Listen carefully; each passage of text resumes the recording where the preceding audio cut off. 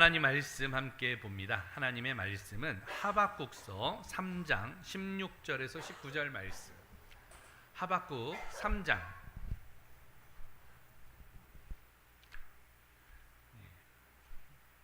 하박국서 3장 16절에서 19절, 구약성경 1305페이지. 한 절씩 교독하도록 합니다. 내가 들었으므로 내 창자가 흔들렸고 그 목소리로 말미암아 내 입술이 떨렸도다. 무리가 우리를 치러 올라오는 환난 날을 내가 기다림으로 썩이는 것이 내 뼈에 들어왔으며 내 몸은 내 처소에서 떨리는도다.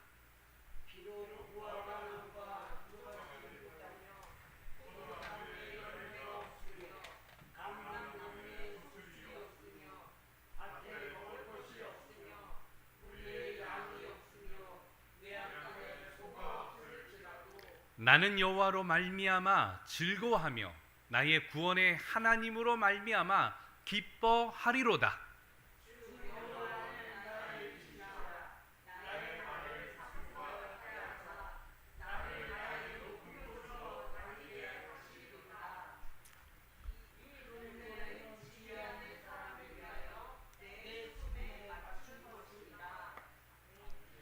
기도하도록 합니다. 하나님, 오늘도 주의 말씀에 은혜를 더하여 주시옵고 우리를 진리 가운데로 인도하여 주시옵소서.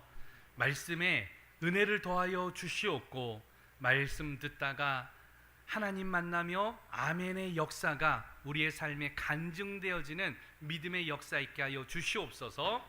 예수님의 이름으로 기도드리옵나이다. 아멘. 할렐루야. 우리 다 같이 오른손 들고 함께 인사하도록 합니다. 할 수 있습니다. 감사합시다.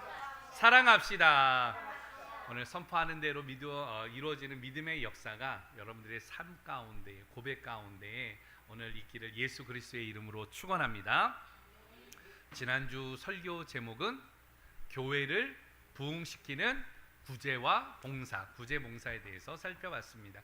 우리가 이제 교회를 부흥시키는 것들이 여러 가지가 있겠지만 첫 번째 시간으로는 교회를 부흥시키는 구제 봉사. 오늘은 그래서 두 번째 시간으로 한번 따라서 합니다. 교회를 부흥시키는 믿음. 여러 가지의 구제와 봉사와 사역들과 시스템과 여러 가지가 교회를 부흥시키는 일들이 있지만 내 심령과 오늘 바로 나의 이 속해 있는 공동체와 교회를 부흥시키는데 가장 필요한 것은 뭐니 해도 무엇이다? 믿음이라는 거예요. 오늘 여러분, 믿음이 없이는 하나님을 기쁘시게 할 수가 없으며 믿음이 없이는 하나님의 역사를 이루어 나갈 수가 없습니다. 그래서 오늘 여러분들에게 반석과 같은 믿음이 회복되어지는 귀한 믿음의 역사가 있기를 예수 그리스도의 이름으로 축원합니다. 특별히 우리 모자이크 교회는 더 모자이크 교회라 그랬는데 한 주간에 하나님께서 사실 모자이크에 대한 마음보다도 이 정관사 여러분은 더의 저 마음이 더 주시더라고요. 그래서 그런 묵상을 해보게 되었습니다. 더 뜨겁게 하나님을 사랑하고, 할렐루야, 더 사랑스럽게 이웃과 함께하고, 할렐루야, 더 나눔을 실천하는 모자이크 교회가 되어지기를 소망합니다. 이 더한다는 거, 더라는 거예요. 더욱더 많아지는 거. 오늘 여러분들의 예배를 통하여서도 더욱더 이 믿음이 풍성해지는 역사가 있기를 예수 그리스도의 이름으로 축원합니다. 설문조사가 하나가 있었습니다. 계급과 계층을 뛰어넘을 수 있는 수단을 많은 사람들은 무엇으로 생각을 하는가 하면 머니, 돈으로 생각을 하게 되어집니다.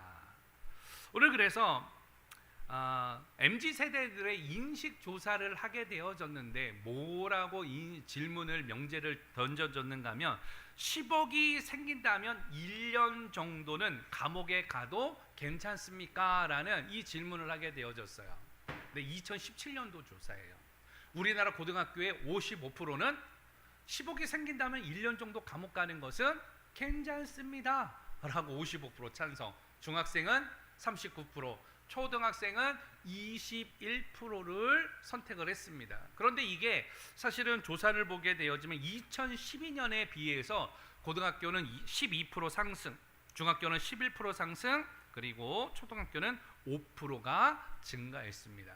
지금으로부터 약 5년 전의 일이에요. 지금 2023년도에 인식조사를 해봤더니 이거보다도 훨씬 높은 약 고등학교는 60% 이상은 무엇이에요? 1년 동안 감옥 가더라도 10억을 벌 수만 있다면 나는 어떤 일이 있든지 간에 감옥 가도 괜찮습니다. 이러한 인식을 갖고 있다라는 거예요. 여러분, 이 10억이라는 돈이 많은 돈이에요? 적은 돈이에요?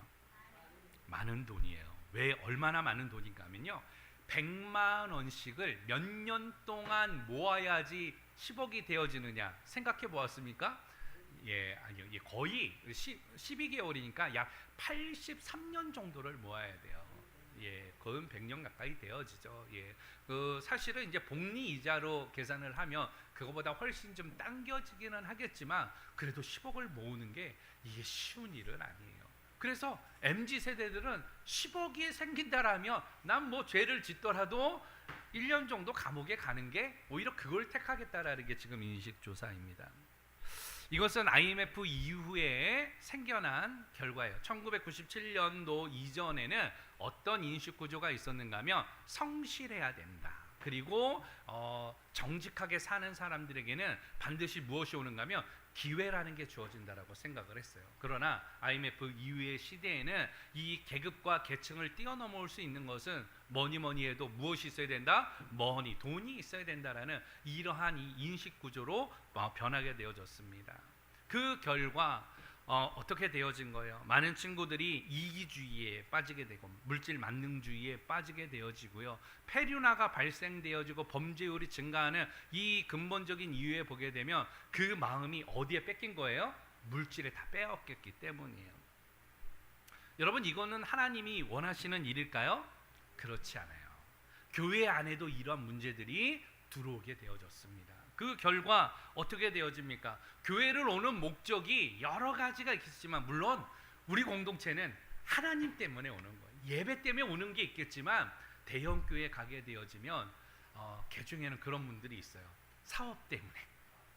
대형 교회가 아무래도 사람이 많으니까 거기에 대한 이익을 추구하고자 큰 교회를 선택하는 경우가 있습니다. 성공을 위하여서, 멤버십을 위하여서, 자기의 지위와 인프라를 구축하기 위하여서 대형 교회를 컨택하는 이런 경우를 종종 보게 되어집니다. 여러분 어떻습니까? 예배가 어땠던 자기 중심적으로 신앙생활을 하게 되어질 때 나타나는 결과 아니겠습니까? 요새 교회를 컨택하는 중요한 요소들이 어떤 게 있습니까? 보통은 교회를 컨택할 때에 명분은 다 그럴듯하지만 어떤 거예요?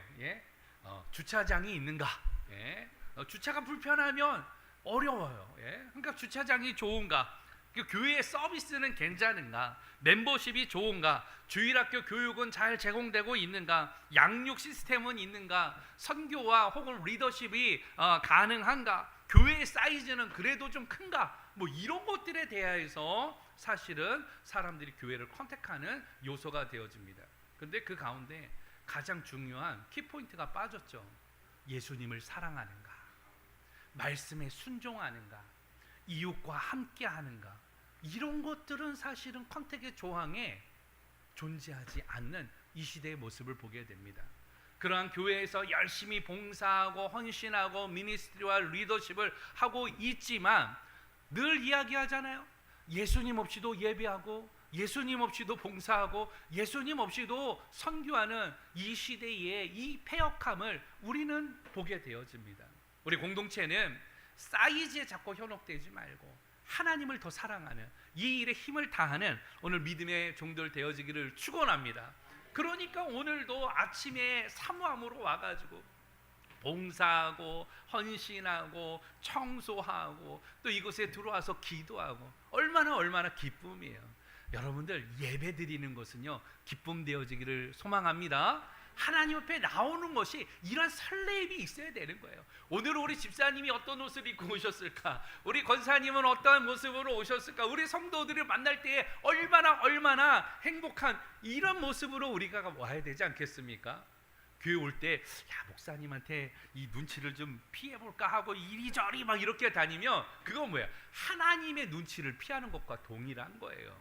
주일학교 학생들은요 너무 자신만만하게 들어와요. 목사님 하고 그냥 문 열고 들어와요. 예. 목사님 이것도 했고요 저것도 했고요. 아이들이 하듯이 우리 하나님 앞에서 우리가 어린아이의 마음으로 그래야 되지 않겠습니까? 하나님 한 주간에 제가 이렇게 살았어요. 근데요 살다 보니까 어려움도 있더라고요. 그러나 오늘 예배를 통하여서 하나님에 대한 마음으로 인하여서 이 땅에서 승리하기를 원해요. 하나님 제게 복을 주세요. 오늘 그리고 제게 힘을 주세요. 믿음으로 일어서겠습니다. 이런 결단으로 여러분 나와서 준비할 때에 오늘 목사의 설교가 뭐 어떻든지 간에 그 말씀 자체에 은혜가 임하지 않겠습니까? 여러분 자꾸 평가하는 사람이 되지 마세요. 설교가 잘했건 못했건 이게 능력이 아니라 이 설교의 능력이 있는 게 아니라 이 능력은 어디에 있습니까? 하나님의 말씀 자체의 능력이 있는 거예요. 자꾸 뭔가를 듣고 뭔가를 위로받으려고 그러지 마시고요. 하나님의 말씀을 사모함으로 그 말씀 앞에 무릎을 꿇을 수 있는 그러한 믿음의 종들 되어지기를 예수 그리스도의 이름으로 축원합니다. 그래서 사실은 오늘 생각해 보고자 하는 것이 바로 그것이에요. 교회를 부흥시키는 것들이 어떤 것들이 있을까? 새벽에 깊은 묵상하는 가운데 하박국 말씀을 허락하셨어요. 사실은 원래는 오늘 전도와 선교에 대해서 말씀을 나누고자 했습니다. 그래서 교회를 부흥시키는 전도, 교회를 부흥시키는 것은 선교, 이것을 하려고 그랬는데 사실 그거보다 하박국의 마음을 통하여서 오늘 2장 4절에서는 이 하박국 선지자가 뭐라고 이야기를 하고 있는가 하면 오직 의인은 믿음으로 말미암아 살리라. 오직 하나님의 교회를 부흥시키는 것, 오직 나의 심령을 부흥시키는 하나님의 역사는 바로 무엇이냐? 믿음이다라고 오늘 저에게 주셨던 감동이에요. 오늘 여러분들에게도 같이 나눌 때에 여러분들이 믿음으로 살아가기를 축원합니다. 믿음으로 승리하기를 축원합니다. 나의 심령이 부흥이 되어질 때에 하나님의 역사가 일어나는 거예요. 부흥에 대해서 우리가 지난주 살펴보았는데 부흥이라는 것은 어떤 뜻을 가지고 있다고 하였습니까? 쇠퇴했던 것이 다시 일어나다. 그런데 오늘은 지난주와 연계되어서 조금 더 살펴보려고 하는데 오늘 그 원뜻을 보게 되어지면은 뭐라고 되어 있느냐? 부흥이라는 말의 원뜻을 보게 되어지면 카야라는 말이 있는데 이 카야는 세 가지 뜻을 가지고 있어요. 호흡한다라는 뜻을 가지고 있어요. 호흡이라는 건 숨을 쉬는 거잖아요. 우리가 숨을 쉴 때에 산소가 흡입되어짐으로 말미암아 폐를 통하여서 적혈구를 통하여서 온 피가 온몸에 들게 되어질 때에 우리가 살아갈 수 있듯이 우리가 바로 카야라는 것은 호흡하는 걸 이야기하는 거예요. 하나님의 말씀을 통하여 믿음을 통하여 오늘 하나님 앞에서 우리가 호흡하는 것, 살아간다. 이게 바로 부흥의 뜻을 담고 있습니다. 또 한 가지는 되살아난다예요. 되살아난다. 어떻게요? 되살아나는 거. 여러분 살아나는 것이에요. 죽었던 것이 다시 살아나듯이 오늘 나에게 있어서 쇠퇴했던 것들이 다시 살아나는 거예요. 믿음이 살아나는 거, 열정이 살아나는 거, 하나님에 대한 마음이 다시 살아나는 거. 여러분 이런 게 지금 필요한 거예요. 여러분들의 이 세포가 다 죽어가고 있잖아요. 늙으면요 세포가 노화가 돼요. 저도 예전에는 머리가 아주 온통 까맸었는데 요새 보니까 안쪽에 희끗희끗한 머리들이 자꾸 나오고 있더라고요. 육신은요 시간이 지나면 후패해지게 되어지거든요.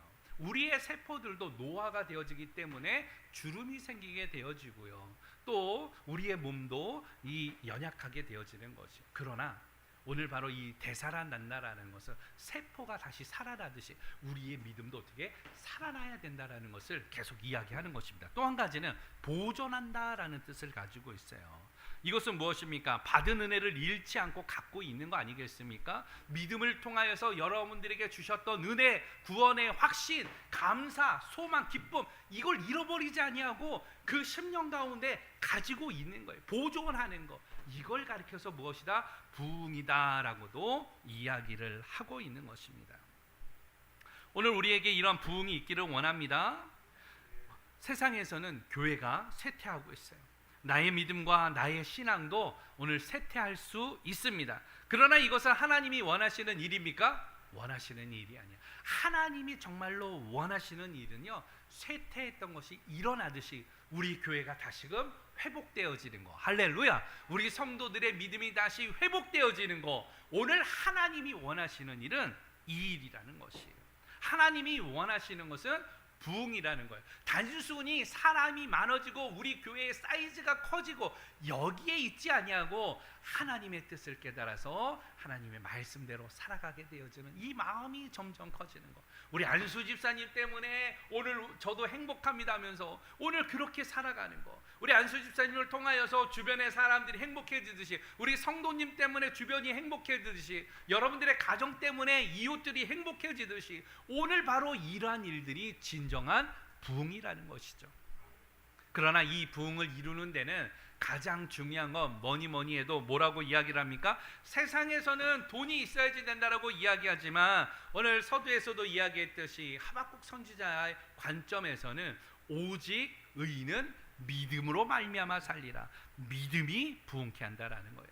오늘 이 일을 이루어 나가는 주의 종들 되어지기를 예수 그리스도의 이름으로 축원합니다. 본문을 읽었던 이 본문의 저자는 하박국 선지자예요. 하박국 선지자에 대한 기사는 사실은 본문 이해는 찾아보기가 어렵습니다. 하박국이라는 이름 자체는 사실은 포옹하다, 껴안다 이런 뜻을 가지고 있어요. 8번째의 소선지서를 기록한 선지자이기도 하였고요. 그리고 본문의 말씀을 보게 되어지면 기도로 이루어지는데 맨 마지막 절에 보니까 이렇게 이야기를 하고 있습니다. 이 노래는 지휘하는 사람을 위하여 내 수금에 맞춘 것이니라 라고로 이렇게 써 있는 것으로 보아서 하박국 선지자는 레위인이었던 것 같고요. 그리고 뛰어난 음악성을 지닌 서정시를 잘 쓰는 시인과 같은 오늘 바로 이 예배 봉사자, 지금으로 보면 예배 사역자에 가까운 이런 일을 했던 바로 사람이 하박국이 아닌가 우리가 유추해 볼 수 있습니다. 그런데 오늘 이 하박국이라는 선지자가 오늘 이 말씀을 기록했을 때의 배경이 굉장히 중요해요. 여러분 역사에 대한 부분을 조금 좀 살펴보기를 원합니다. 요새 뒤에 칠판을 놓고 하니까 사실은 칠판 없이 하는 게 주일날은 더 좋겠습니다라는 이야기들이 있어서 하지만 오늘 역사에 대한 배경을 조금 더 설명하고자 여러분들에게 칠판을 두고 잠시 후에 칠판을 좀 치워보도록 하겠습니다. 늘상 이야기하지만 밑에 쪽은 이집트, 애굽이었고요. 위쪽에 이스라엘이 있고요. 위에 쭉 있고 밑에는 요단강이고 여기에는 사해가 존재하게 되어집니다. 그리고 이쪽으로는 이렇게 올라가게 되어지면 이쪽으로는 그 지금의 터키 지역이 나오게 되어지고요. 마게도냐 지역을 통하여서 이렇게 신발 모양처럼 되어진 곳이 이게 어딘가면 이탈리아 되어집니다. 여기는 예루살렘, 여기는 애굽. 자, 여기는 지금의 터키. 성경에는 소아시아라고 되어 있습니다. 바울의 선교가 안디옥을 통하여서 이쪽으로 이루어지게 되어지는데 이거는 구약의 시대이기 때문에 사실은 조금 더 다른 의미를 가지고 있습니다. 애굽이라는 나라가 있었고요. 위쪽에는 당시에 강대국이었던 아수르, 성경에는 아수르라고 나오지만 아시리아라는 제국이 있게 되어집니다. 그런데 이 아수르가 굉장히 강성한 힘을 갖추게 되어집니다. 결과적으로 애굽이 있었는데 애굽과 오늘 이 사이 가운데에서 힘겨루기가 되어지죠. 여기에 있는 이스라엘은 사실은 얼마 정도의 땅덩어리인가면요, 지금도 가보면 알겠지만 우리나라 강원도 땅만 해. 강원도. 이스라엘 땅이 얼마나 하다고요? 강원도. 그러니까 큰 나라예요, 작은 나라예요? 이스라엘이 지금도 가게 되어지면요, 이건 뭐 그냥 나라라고 보기도 힘들 정도로 자그마한 땅덩어리예요. 그러나 전 세계에서 이 이스라엘을 무시할 수 없는 강성한 나라가 되어지기도 하죠. 강력한 경제를 이스라엘 사람들이 전 세계에서 갖고 있습니다. 자, 이러던 가운데에 한 민족이 점점 세력을 형성하게 되어지는데, 이 위쪽으로 보게 되어지면 어느 나라가 있는가 하면 따라서 합니다. 바벨론이라는 나라가 점점 힘을 키워가고 있습니다.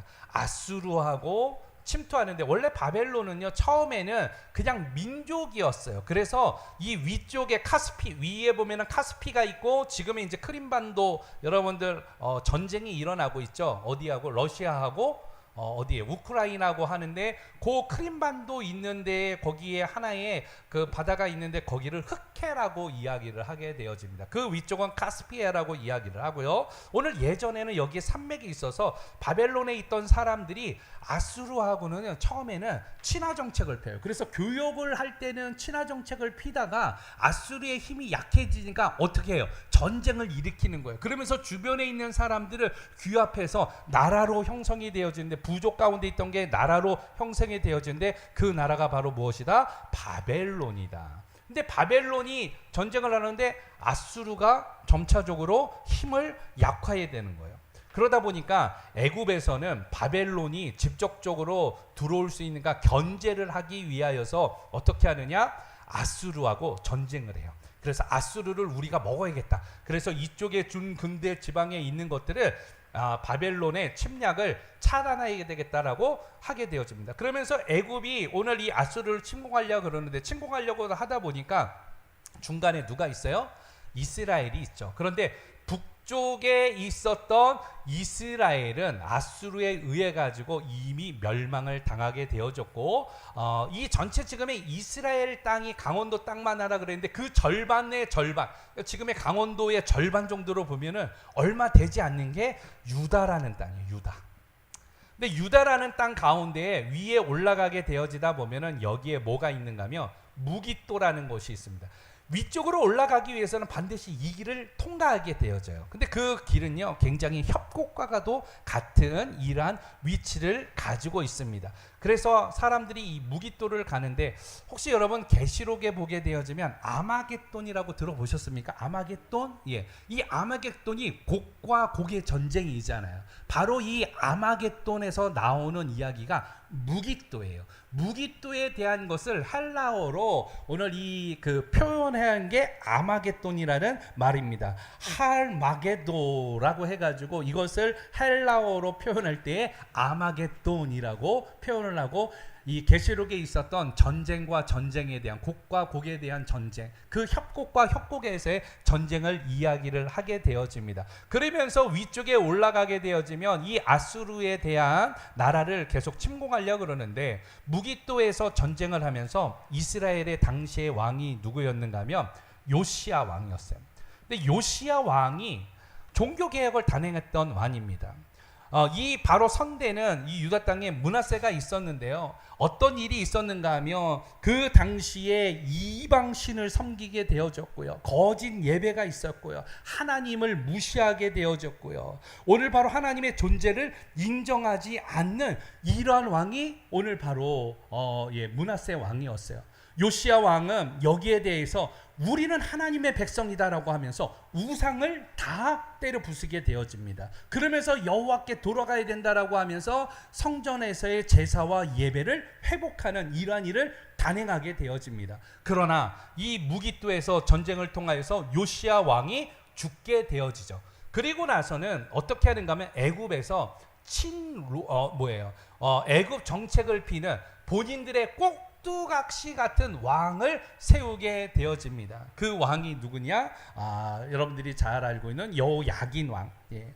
그 결과적으로 이 왕을 세워가지고 애굽에 대한 모든 것들을 친화 정책을 피게 되어지는 것이요. 그러면서 위쪽에 올라가가지고 이 아수르를 자신들이 점령하고 이 바벨론에 대한 견제 세력을 위하여서 여기에서 전쟁을 벌여요. 이 전쟁이 바로 무슨 전쟁인가 하면 그 유명한 갈그미스 전쟁. 따라서 합니다. 갈그미스 전쟁을 하게 되어집니다. 그러나 갈그미스 전쟁에서 이 애굽이 이겼을까요? 졌을까요? 예, 지게 되어져요. 사실은 예레미야 선지자가 이 상황에 대해서 선포를 하게 되어집니다.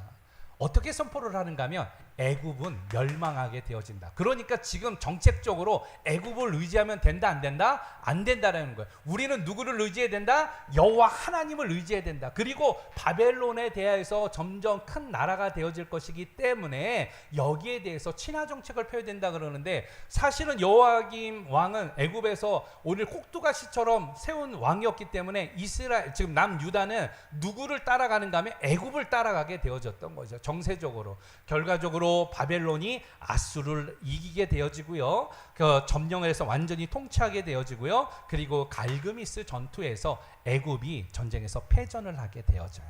그래서 나중에는 이스라엘도 완전하게 멸망당하게 됩니다. BC 586년도에 바로 남유다도 멸망당하게 되어져요. 그렇게 되어졌을 때 첫 번째 포로로 데려갔던 남유다의 사람들이 있었어요. 여러분들이 잘 알고 있는 4명의 왕족을 데려가는데 그 이름이 바로 누구인가 하면 다니엘과 세 친구를 데리고 갑니다. 그리고 나서 20년 후에 완전하게 이 밑에 있는 남유다에서 1만 명의 포로를 데려갑니다. 그리고 3차 때는요, 이스라엘에 있었던, 남유다에 있었던 거의 모든 사람들을 바벨론으로 데려가게 되어지고, 거기에 이스라엘 땅에, 남유다 땅에는요, 오늘 소수의 사람들만 남기게 되어지는 이런 일들을 단행하게 되어집니다. 이것이 몇 년 동안 이어지는가 하면 자그마치 70년 동안 이어지게 되어져요. 그런데 이 바벨론이라는 나라도 어떻게 되어질까요? 존재했을까요? 그 후대의 70년 사이에 위쪽에 되어지면 메대가 있고 바사가 있는데, 지금은 이야기하는 페르시아라고 보면 돼요. 그 나라에 의해서 바벨론이라는 나라도 멸망당하게 되어집니다. 오늘 이러한 역사 가운데 있었던 이야기예요. 하박국 선지자는 중동의 신흥 강국이었던 바벨론이 아수르를 멸망시키고 또 애굽마저 오늘 이렇게 격파하게 되어지는 이런 일들 가운데에 하박국 선지자는 하나님의 말씀을 들고 요시야 왕이 무기또에서 전사를 하게 되어지자 부군이 점점 쇠퇴해져 가고 있는 그때에 오늘 하나님에게 질문하는 거예요. 하나님한테 질문하는데 신종론에 대한 질문을 하게 되어집니다. 신종론이 무엇인가 하면, 하나님은 왜 불의를 보시고 참고 계시는가? 하나님이 살아계시다면 악인들이 흥황하는 모습을 어찌 묵도하고 계시는가? 그러면서 반대적으로 하나님은 정말 살아계신가 하는 이런 질문을 하게 되어집니다. 그래서 오늘 이 하박국 1장에 보게 되어지면 재미난 사건이에요.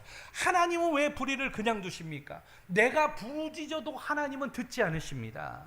강포로 인하여서 외쳐도 구원하지 않으십니다. 악인들을 보며 간악을 보며 겁탈과 강포를 보는데, 하나님, 이 변론과 분쟁이 일어났음에도 불구하고 하나님은 어찌하여서 한마디도 하지 않으시고 어떻게 우리를 구원하지 않고 이 고통 가운데 내버려 두십니까? 여기에 대한 기도를 하는 거예요.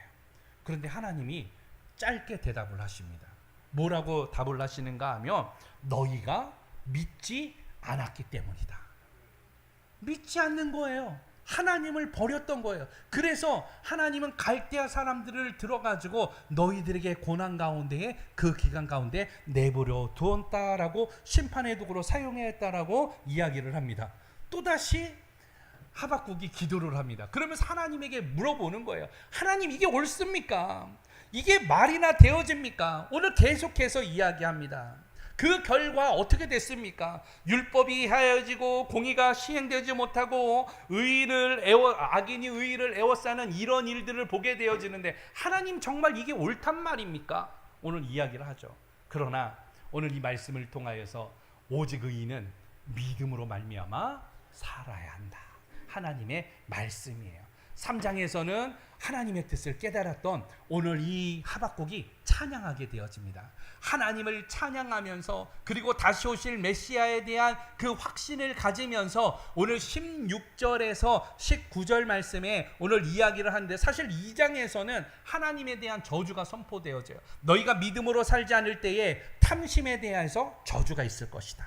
강포에 대해서도 저주가 있을 것이다. 잔인성에 대해서도 저주가 있을 것이다. 우상 숭배하는 것에 대하여서도 저주가 있을 것이다 라고 그 말씀에 대해서 이야기를 하면서 오늘 3장에서 하나님의 뜻을 깨달았던 오늘 이 하박국이 그렇게 고백합니다. 사실은 성경에 부흥이라는 단어를 찾아봤을 때 딱 한 번 나와요. 오늘 하박국 3장 2절에 그렇게 이야기를 합니다. 우리 다 같이 3장 2절을 한번 읽어볼까요? 시작. 여호와여, 내가 주께 대한 소문을 듣고 놀랐나이다. 여호와여, 주는 주의 일을 이 수년 내에 부응하게 하옵소서. 이 수년 내에 나타내옵소서. 진노 중에서라도 공유를 잊지 마옵소서. 할렐루야. 주의 일을 수년 내에 부응케 하시옵소서. 주의 일을 수년 내에 나타내시옵소서. 예, 부응케 해달라는 말이 딱 한 번 나와요. 그러나 이 상황 자체가 어떻습니까? 지금에 있는 이 상황이 좋은 상황입니까? 그렇지 않아요. 절망적인 상황이에요. 나라가 멸망하고 국국이 다해지는 쇠퇴해져가는, 그리고 이 나라에 대한 패망에 대한 것들을 미리 알았던 하박국은요, 오늘 16절에서 뭐라고 이야기하는가 하면 내 창자가 흔들렸다라고 표현을 합니다. 여러분, 창자가 흔들리는 거, 5장 6부가 흔들리는 거 엄청난 고통 아니겠습니까? 또 이야기합니다. 16절에 이 내 입술이 떨렸도다. 이 입이 자동적으로 파르르 떨리는, 오늘 이러한 두려움을 이야기하는 거예요. 환난 날을 기다리는데 오늘 이 기다림이 내 뼈가 썩는 거, 이건 무서운 말입니까? 죽음이 임재하는 것을, 임하는 것을 표현하는 거 아니겠습니까? 내 몸은 지금 떨리나이다. 부들부들 떨리는 이러한 절망 가운데 있다라는 거야. 이러한 고통 가운데 있다라는 거야. 이러한 상황 가운데 있다라는 거야. 그러나 오늘 그것이 있다라고 할지라도 반전이 있어요. 반전이 18절 말씀인데 17절 말씀에서도 이야기합니다. 무화과의 나무가 무성치 못하고 포도나무에 열매가 없고 감람나무에 오늘 소출이 없고 밭에 식물이 없고 우리의 양과 외양간에 소가 없을지라도, 이건 뭐예요? 모든 것을 다 잃어버리고 오늘 열매가 없게 되어지는, 전쟁으로부터 파괴되어지는 이 환난 날에 대한 표현입니다. 그러나 오늘 그것으로 끝나는 게 아니라 오늘 이러한 상황 가운데서도 나는 무엇으로 살겠다? 믿음으로 살겠다라가 하박국 선지자의 결단인 것이. 할렐루야. 오늘 우리에게도 이러한 고백이 있기를 원합니다. 하나님, 내가 절망 가운데 있습니다. 내게 이러한 고통과 죽음에 대한 공포와 이러한 어려움이 내게 있습니다. 그러나 이것으로 내가 좌절하고 포기하고 오늘 이 모든 것을 배역하고 떠나가는 것이 아니라 오직 의인은 믿음으로 말미암아 살리라고 하셨던 그 말씀과 같이 오늘 현재 가운데 내가 믿음으로 살겠습니다. 오늘 이러한 결단에 나가는 주의 종들 되어지기를 예수 그리스도의 이름으로 축원합니다. 여호와를 인하여 즐거워하며 구원의 하나님을 인하여 기뻐하며 나의 힘이 되시기 때문에 나의 발을 사슴과 같게 해서 높은 곳에 다니게 하시는 그 하나님을 찬양하며 내가 믿음으로 살겠습니다라고 고백하였던 이 고백이 오늘 바로 하박국의 고백이 누구의 고백? 나의 고백으로 되어지는 믿음의 선포가 있기를 예수 그리스도의 이름으로 축원합니다. 바르게는 여러분, 절망이 온다고 하더라도, 시련이 온다고 하더라도 무엇으로 살아야 합니까? 믿음으로 살아야 한다. 이게 오늘 말씀의 사실은 결론과도 같은 말씀입니다. 어떠한 시련과 어떠한 환경이 우리 앞에 올지라도 나는 오직 믿음으로 살겠다. 여러분, 교회를 부흥시키는 거 시스템이 아니에요. 교회를 부흥시키는 거 오늘 사이즈가 아니에요. 내 심령과 내 열정이 다시금 회복되어지는 건 주변 환경이 아닙니다. 오늘 바로 내 심령과 교회와 이 부흥의 역사를 이루는 건 하나님에 대한 무엇이다? 믿음이다. 그래서 우리가 알아야 돼요. 오늘 이 교회를 부흥시키는 것은 믿음이다. 이것을 선포하고 나갈 때에 우리가 하박국의 관점에서 여러 가지를 표현할 수 있지만 말씀 중심으로 몇 가지를 살펴볼 때 본문에 있는 18절 말씀을 통하여서 우리가 교회를 부흥시키는 믿음에 대해서 살펴보기를 원합니다. 18절 말씀 다 같이 읽어보도록 하죠. 시작.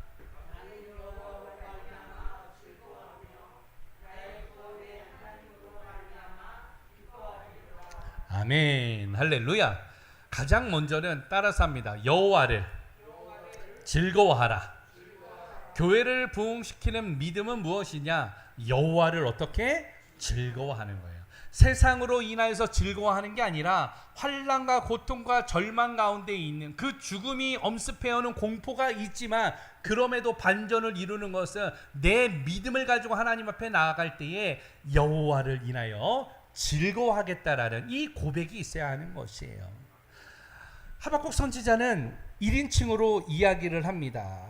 바로 시련 앞에서도 절망 앞에서도 믿음으로 살겠다라는 결단, 그리고 그 결단은 무엇으로 표현하는가 하면 여호와 하나님으로 인해서 나는 즐거워하겠습니다. 여호와의 이름을 부르면서 즐거워하겠습니다. 여호와의 이름을 찬송하면서 즐거워하겠습니다. 할렐루야. 여러분, 고난이 있을수록 찬송하세요. 어려움이 찾아올수록 찬송하는 거예요. 어려움이 있을수록 모든 사람은 포기하고 모든 사람은 자기 살 길을 찾으라고 이야기하지만 그런 상황 속에서도 주님 앞에 나와서 나의 모든 것 되시는 하나님 앞에 찬양합니다. 영광 받으시옵소서라고 고백하고 나가는 우리 공동체 되어지기를 예수 그리스도의 이름으로 축원합니다.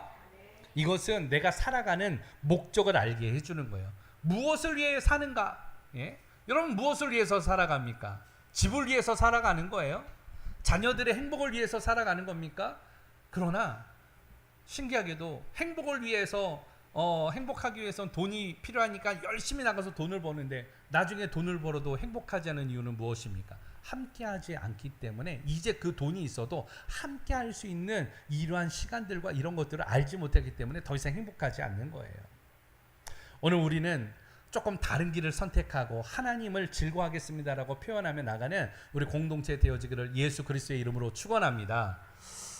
창피하지만 또 그렇지만 우리 아내와 저의 이야기를 하겠습니다. 사실은 아내와 저의 이야기를 하면 아내가 극도로 긴장을 하고 아마 오늘 집에 가면은 제가 한 소리를 들을 생각을 하고 이야기를 하려고 그래요. 벌써 우리 사모님은 고개를 숙이고 있는데 저희 교회가 사실은 저희가 건물이 저희가 없어질 때 그 생각을 하면은요, 여러분들이 이렇게 말로 다 표현을 못했지만 정말 눈물 나는 일이 많았고요, 정말 가슴 아픈 일이 많았고요, 항변하고 싶고 따지고 싶고 변명하고 싶고 했던 일이 많지만 아내와 제가 특별히 이 일에 대해서 아무 이야기를 하지 않았습니다. 우리 성도들이 선교 나갔을 때에 안수 집사님부터 해가지고 주변 분들에게 다 전화해가지고 벌써 방을 만들어서 그렇게 나가게 되어질 때도 정말 가슴이 아프지만 저희들이 아무 이야기를 하지 않았습니다. 그런데 그렇게 교회가 이렇게 하고 저희가 이전했을 때 아내한테 온 게 있어요. 저한테도 온 게 있어요. 그게 무엇인가 하면 우울증이 왔고요. 사실은 공황장애가 왔어요. 아내가 운전을 하다가 갑자기 전화가 왔어요. 운전을 못 하겠대요. 왜냐하면 옆에서 깜빡이 켜고 들어오는 차가 100km로 본인한테 달려오는 것 같은 공포가 느껴져서 운전을 못하고 차를 세워놓고 거기에서 전화를 했어요. 제가 차를 몰고 가가지고 차를 그쪽에 지역에 파킹하고 아내를 태워가지고 오게 되어졌습니다. 출퇴근 거리가 멀기 때문에 그렇게 몇 개월을 다녔는가 하면 3개월을 아내하고 다니게 되어졌습니다. 약을 먹게 되어지고 그렇게 완화가 되어지고 그러면서 사실은 이제 이런 일들을 가면서 대만에 있는 목사님, 예전에 이제 제가 코로나 걸렸을 때 우리 교회 와서 설교했던 목사님 생각나십니까? 머리가 희었던 이상남 목사님이 저한테 그런 질문을 하는 거예요. 이 목사님, 교회에 문제가 있고 지금 아내이고 문제가 있는데 한 가지 질문을 드리고 싶습니다. 교회와 아내 중에서 한 가지를 택하라 그러면 뭐를 택하겠습니까? 라고 질문을 했어요. 여러분, 목사는 뭘 택해야 될까요? 네? 교회를 택해야 됩니까? 아내를 택해야 됩니까? 어떤 걸 택해야 돼요? 제가 목사라서 그동안 배웠던 부분은 사실은 그렇게 계속 한국교회가 적용을 했기 때문에 목사님 그래도 교회를 택해야 되지 않습니까? 라고 이야기했더니 그 목사님이 저한테 하셨던 말씀이에요. 교회를 택하는 순간 이 목사님은 모든 걸 다 잃어버립니다. 그래서 왜 그렇습니까? 그래서 교회를 택하면 사실은 교회는 나중에라도 할 수 있고 건물이 없어도 교회가 할 수 있지만 교회를 택하는 순간 아내를 돌보지 않고 아내를 택하지 않으면 100% 가정과 모든 걸 다 잃어버립니다. 하나님은 한 영혼에 집중하시는 분입니다. 근데 그 한 영혼을 쉽게 여기게 되어지면, 버리게 되어지면 모든 것을 다 잃어버리게 되어집니다. 그 이야기를 해주셨어요. 그래서 사실은 저희는 아내를 컨택하게 되어졌고, 사역을 그러면서 급도로 다 줄이게 되어졌습니다. 외부 사역들을 거의 다 끊게 되어졌고요. 그리고 나서 가정을 위하여서, 또 아내를 위하여서, 제 심령을 위해서 그렇게 했습니다. 그랬더니 하나님께서 회복을 허락하셨어요. 할렐루야. 3개월 만에 새로운 일을 행하게 되어졌어요. 그래서 지금 이 이야기를 하고 싶은 건 무엇인가 하면은요, 그렇게 해서 뭐 잘됐다 이게 아니라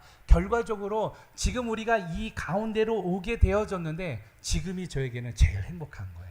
여러분과 함께하는 것이 제일 행복한 거예요. 아내를 택하고 그리고 성도들을 바라봤더니 우리 공동체가 지금은 어느 공동체보다도 건강하고 행복하고 하나님의 은혜와 사랑이 넘치는 공동체가 되었음을 오늘 이 하나님 앞에 모든 영광을 올려드립니다. 할렐루야. 여러분 바로 그래요. 바로 이러한 심령의 회복을 위하여서 교회의 부흥도 어디에서부터 시작이 되어지느냐? 여호와로 인하여서 즐거워하는 것. 하나님의 이름이 선포되어질 때에 즐거워하는 것. 여러분들도 예수님을 즐거워하기를 원합니다. 하나님을 즐거워하는 자리에까지 나아가는 믿음의 종들 되어지기를 예수 그리스도의 이름으로 축원합니다. 힘이 든 일이 있지만 인생을 살아가면서 어찌 안 힘든 일이 있겠습니까? 어려움이 어찌 없겠습니까? 그러나 나는 여호와로 인하여 즐거워하겠습니다라고 선포하면서 그 기쁨이 회복되어지는 믿음의 역사가 여러분들의 삶 가운데 이루어지기를 예수 그리스도의 이름으로 축원합니다. 두 번째로는 18절 하반절 말씀인데 그렇게 이야기해요. 나의 구원의 하나님으로 말미암아 기뻐하리라. 무슨 말입니까? 교회를 부흥시키고 그리고 나의 심령을 부흥시키는 것은 따라서 합니다. 하나님을 기뻐하라. 누구를 기뻐하라고요? 하나님으로 인하여 기뻐하는 거예요. 하나님으로 말미암아 나는 기뻐합니다라고 선포하는 거예요. 그런데 이 하나님은 어떤 하나님으로 하박국은 표현을 했는가 하면 구원의 하나님이다. 나라는 이제 멸망당해서 유다라는 나라가 없어질 것이지만 메시아를 통하여 가지고 구원의 바로 이 메시아가 오늘 오게 되어질 것이다라는 것을 알게 하셨어요. 그래서 나는 누구로 인하여서 구원하시는 하나님으로 인하여서 어떻게 하겠다? 기뻐하겠다라고 선포하는 거예요.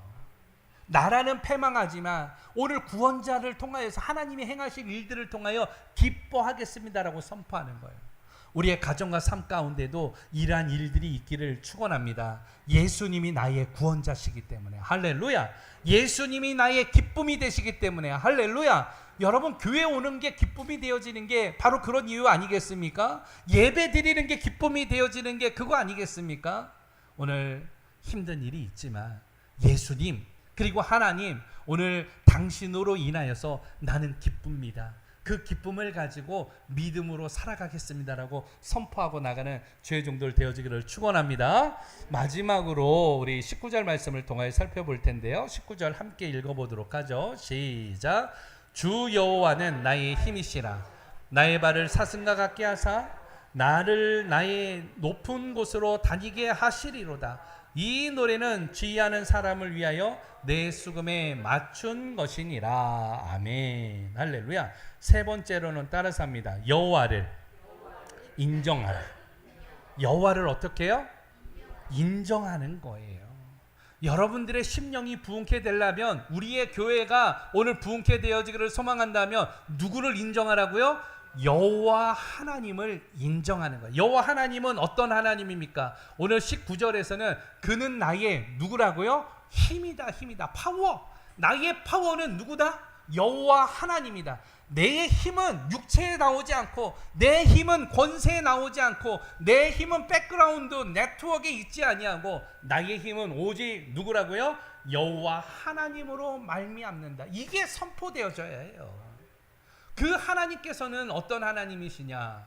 나에게 힘이 되시는 하나님께서 오늘 의인법을 의인법을 통하여 이야기하는데 나의 발을 사슴과 같게 하사라고 이야기해요. 사슴이요 사실은 평지에 다니면요 맹수들의 공격을 당하게 되어집니다. 그래서 팔레스틴 지방에는 돌산이 많았기 때문에 그 위로 다니게 하는 거, 맹수들 가운데에서 압제와 잡아먹힐 수 있는 확률이 그만큼 어떻게 되는 거예요? 떨어진다라는 것이죠. 그러니까 유다 땅이 멸망당할 위기에 있지만 나의 발은 높은 곳을 다니게 하셔서 그 어려움들 가운데에서도 그것을 이길 수 있는 능력을 주신다. 그게 나의 힘이다라고 이야기를 하는 거예요. 여러분, 오늘 이 하박국 선지자의 고백과 같이 여호와 하나님을 인정하기를 원합니다. 나의 힘은 오직 여호와 하나님이시다. 내가 살아갈 수 있는, 이 세상을 이길 수 있는 이 파워도 여호와 하나님이시다. 여러분, 나의 권세가 누구에게 있습니까? 하나님에게 있습니다. 내 이 땅에서 나를 지키시고 보호하시고 인도하시는 분도 누구시다? 하나님이시다. 오늘 그것을 인정하는 거예요. 그것을 오늘 선포하는 거예요. 그렇게 하나님 앞에 선포하고 나갈 때 주께서 우리 가운데 역사하여 주실 줄로 믿습니다. 오늘 말씀을 정리합니다. 정리하기 전에 늘상 제가 아이들을 이야기하는데, 저는 우리 학생들도 그렇고요, 청년들도 그렇고 아이들이 목양실에 들어오는 것을 굉장히 좋아합니다. 그런데 아이들의 특성이 있어요. 어떤 특성이 있는가 하면, 부모님이 있을 때와 없을 때 아이들의 행동에는 극명한 차이가 있게 되어집니다. 부모님이 없으면요, 애들이 의기소침해요. 그런데 부모님이 있으면요, 어떻습니까? 힘이 나요. 온 천지가 다 자기 거예요. 온 모든 것들이 내게는 다 이게 힘이 되어지는 거예요. 그게 바로 아이들의 특성 아니겠습니까? 마찬가지예요. 오늘 우리들이 하나님 앞에 나아갈 때에 하나님 아버지가 나의 백그라운드이고 하나님 아버지가 나의 파워다라는 것을 가지고 이 땅 가운데서 여러분 패배자 같이 살지 마세요. 이 땅 가운데에서 믿음의 승리자로 살아가는 하나님의 백성들 되어지기를 예수 그리스도의 이름으로 축원합니다. 여호와를 인정하느냐 인정하지 못하느냐, 여호와를 인지하느냐 여호와를 인지하지 못하느냐도 이런 큰 차이가 있듯이 오늘 바라기는, 오늘 나의 힘은 여호와 하나님이십니다를 선포하기를 예수 그리스도의 이름으로 축원합니다. 오늘 말씀을 정리할 때 교회를 부흥시키는 믿음, 첫 번째로는 여호와를 어떻게 하라? 즐거워하라. 두 번째로는 하나님을 기뻐하라. 세 번째로는 여호와를 인정하라. 어떠한 어려움 가운데서도 하나님 그렇게 살겠습니다. 이 세 가지를 잃지 않냐고 한 주 가운데에 오늘 살아갈 때에 나의 심령을 부흥시키시고 우리 교회를 부흥시키는 믿음의 일들을 하나님 허락하여 주시옵소서라고 선포하면서 믿음으로 승리하는 주의 종들 되어지기를 예수 그리스도의 이름으로 축원합니다.